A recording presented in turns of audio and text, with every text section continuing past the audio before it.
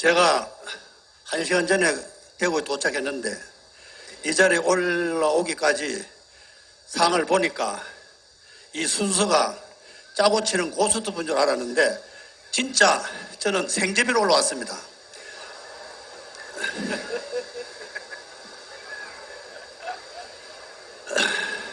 제가 여기 올라온 목적은 딱 한마디만 하고 내려가겠습니다. 지금은 구미 공단이 어렵습니다. 1, 2, 3, 4, 5공단이 있는데 지금 문제가 아주 심각합니다. 어느 정도 심각하냐 하면은 박 대통령 생가에 박근혜 대통령 시절 연 78만 명이 다녀갔는데 지금은 12만 명으로 줄었습니다. LG 삼성이 10년 전에 파주로 떠났는데 그 상처가 아물어졌는가 하면은 지금 구미가 근로자들이 텅텅 비어 있습니다. 대구에 출퇴근하는 근로자들이 임원들이 3, 4만 명이 있는데 구미 공단이 무너지면은 큰 그림을 그리면은 대구도 무너집니다. 여기까지 하고 마지막으로 권영진 시장님께 말씀드리겠습니다. 제가 구미에서 보면은 대구하고 구미는 시라고 바늘인데 이 일을 그동안 열심히 했는데 최근에 언론의 보도에 보면은 출마 예비 후보 가운데 이름이 빠져 있고 처져가 있어요. 그에 대해서 답변을 좀 해 주십시오. 네. 예. 아마 네, 제가 말씀드릴게요.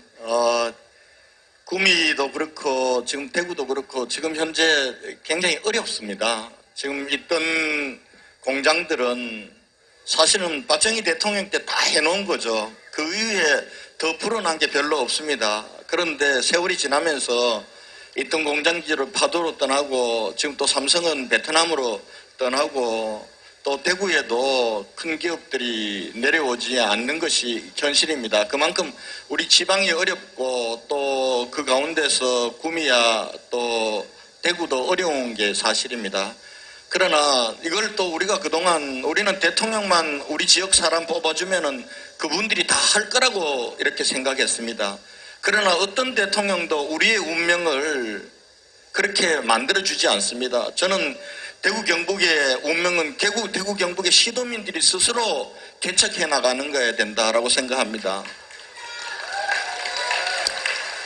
우리가 80년대 후반까지만 해도 구미도 괜찮았고 대구도 괜찮았습니다. 여기 우리 이의열 섬사년 회장님하고 섬유 단체장님들도 와 계십니다만은 근데 80년대 중반부터 산업의 축이 우리가 바뀌었습니다. 지금 대한민국을 먹여 살린다고 하는 반도체, 스마트폰, 정보통신산업 다 그때 시작했습니다.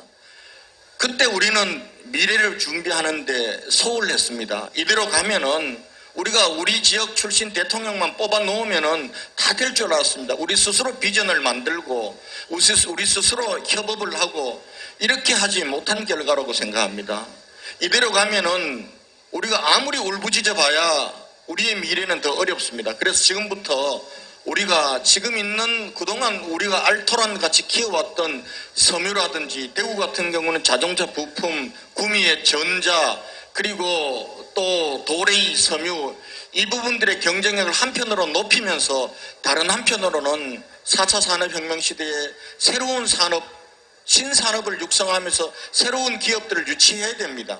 제가 취임해서 지금 한 3년 동안 처음에는 아무도 쳐다보지 않았습니다. 그러나 최근에 현대로보틱스라는 대한민국 최고의 로봇 기업 현대중공업에서 독립해서 대구에 지금 와서 8월 31일 날 오픈을 하게 됩니다. 9월 11일 날 롯데케미칼이 대구에 공장을 짓습니다. 그리고 구미도 도레이가 5공단에 확장을 합니다. 우리가 이러한 새로운 산업 분야에 우리가 여건을 만들어주고 기업하기 좋은 도시를 만들고 우리 시도민들이 마음을 열고 이렇게 가는 일을 하면은 저는 희망이 있다고 봅니다. 대신 새로운 산업을 키우는 거는 1, 2년 몇 년 해보고 조금 안 된다고 해가 접어버리면은 우리 미래는 더 어려워집니다. 그런 면에서 그렇게 갔으면 좋겠고요. 제가 솔직히 말씀드리면은 재선 준비를 그동안 안 했습니다. 제가 저한테 주어진 4년, 저는 제 모든 에너지를 다 쏟아부으면은 그 다음에는 시민들이 알아주시겠다, 저는 이렇게 판단하고 했는데 요즘 좀 상황이 그런 것 같습니다. 저 지지하는 분들이나 좋아하는 분들이 걱정을 많이 하십니다. 그래서 이제부터는 좀 제대로 준비하고 구미까지도 대구에 권영진 시장이 있다는 울림이 있도록 제가 그렇게 열심히 뛰도록 하겠습니다. 네, 감사합니다. 감사합니다. 예. 자, 준표가 자. 준표. 네. 나라 전체의 경제에 대해서 잠시만 이야기하겠습니다. 지금 해외로 탈출한 대한민국 기업들이 11,953개입니다. 거기에 해외 근로자들이 338만 개의 일자리를 만들었습니다. 한국 기업들이. 지금도 한국 기업들이 해외로 탈출을 하고 있습니다. 대구 경북의 문제뿐만 아니라 대한민국의 문제입니다. 청년 실업이 왜 계속 증가하느냐? 1년에 100만 명 이상 청년이 나오는데 일자리는 30만 개가 안 됩니다. 그럼 매년 70%의 청년들이 일자리가 없어요. 일자리는 기업이 만드는 겁니다. 그런데 대한민국 기업은 역대 정부들이 기업을 범죄시하고 도둑놈 취급하고 맨날 규제하고 압박을 가하는 바람에 대한민국에서 사업을 못하겠다는 겁니다. 왜 대한민국 공단들이 구미같이 여건 좋은 데가 베트남으로 갑니까? 베트남의 삼성전자가 베트남 전체 수출액의 5%입니다. 전체 수출 총액의 5%를 삼성전자가 합니다. 그럼 거기에 4만 명이 가 있습니다. 4만 명의 인력을 취업을 시키고 있는데 그러면 삼성전자가 갈 때에는 삼성전자만 갑니까? 1차 밴드, 2차 밴드, 협력업체 다 따라갑니다. 그럼 협력업체에서 일하는 근로자까지 합치면 20만 명이 넘습니다. 최근에 삼성전자가 미국 노스캐롤라이나 주에 세탁기 공장을 차린다고 합니다. 거기에 근무하는 인원은 1,000명 미만입니다.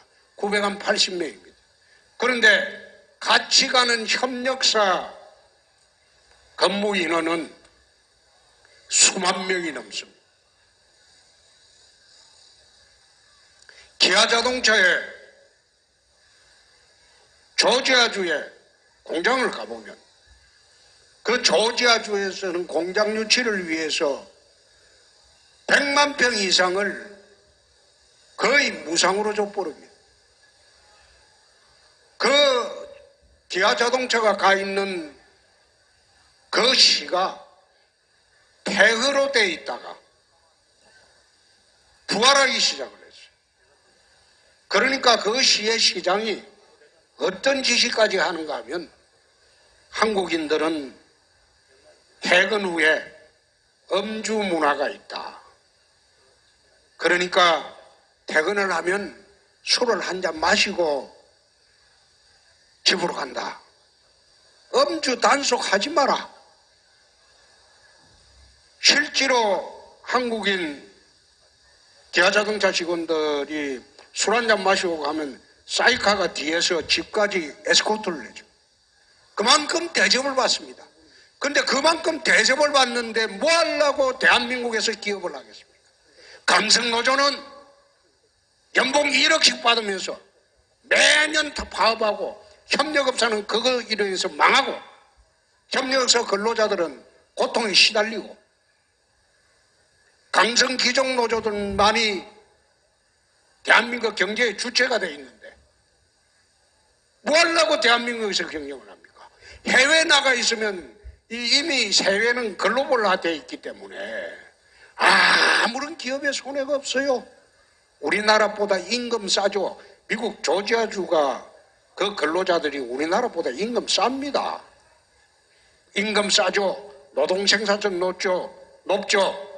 매년 근로자 스트라이크 없지. 그래서 백인들이 전부 황제 대접해 주지. 근데 뭐 하려고 한국에서 하겠어요? 그러니까 기업이 탈출을 하는 거예요. 최근에 방직업계들이 또 탈출을 시작했습니다. 앞으로 이렇게 되면 아마 이 정부 5년 동안 기업의 해외 유출이 아마 폭발적으로 증가를 할 겁니다. 그래서 대선 때 기업에 자유를 주자, 서민한테 기회를 주자, 기업에 무한한 자유를 줘가지고 규제도 없애고 활발하게 사업할 수 있도록 도와주자. 그런데 지금 더 옥죄고 있습니다. 그러니까 기업들이 해외 탈출을 합니다. 젊은 청년들이 일자리 창출 그러는데 아예 일자리를 공무원들 늘리는 일자리는 거리수로 가는 망하는 길입니다. 여러분들이 세금을 내는 그걸 나눠 먹자는 겁니다. 거리수 같은 경우에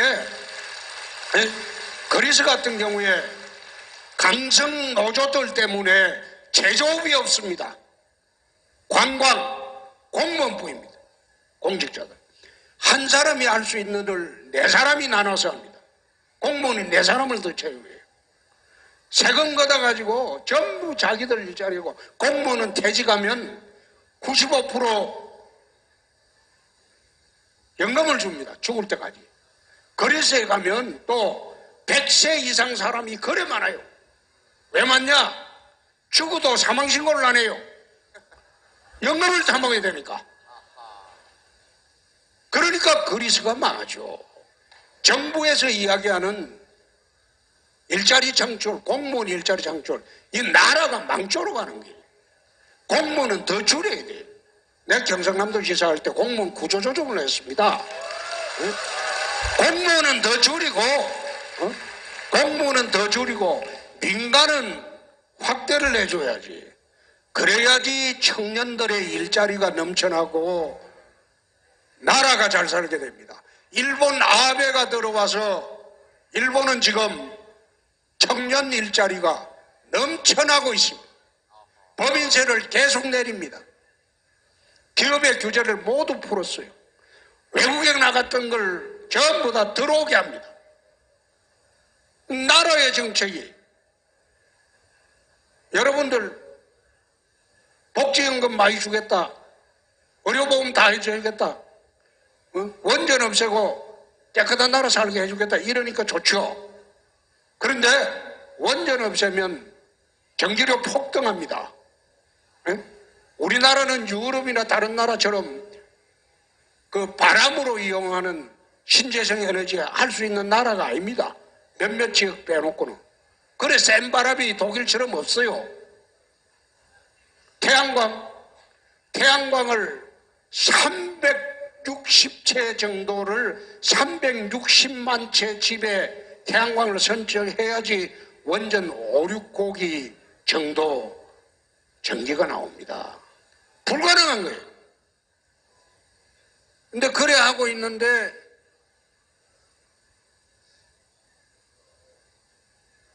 국민들은 모르죠.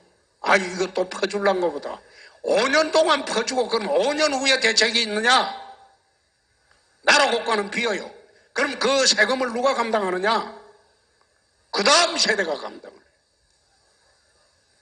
자식들이 전부 내야 될 세금들입니다. 복지라는 거는 한번 퍼져버리면 주워 담을 수가 없어요. 뺏어올 수가 없어요. 그래서 우리 당에서 아무리 이야기해 본들 요즘 언론이 써줍니까?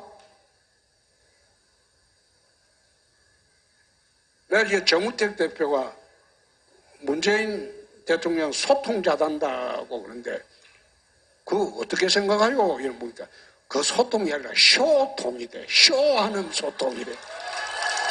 소통이 아니라 쇼통이래.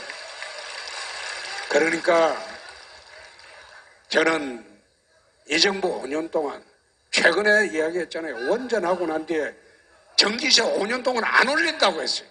그 5년 후에는 올려야 될 거 아닙니까? 자기 나하고 난 뒤에 올려야 돼. 그때는 자기는 집에 갔어요.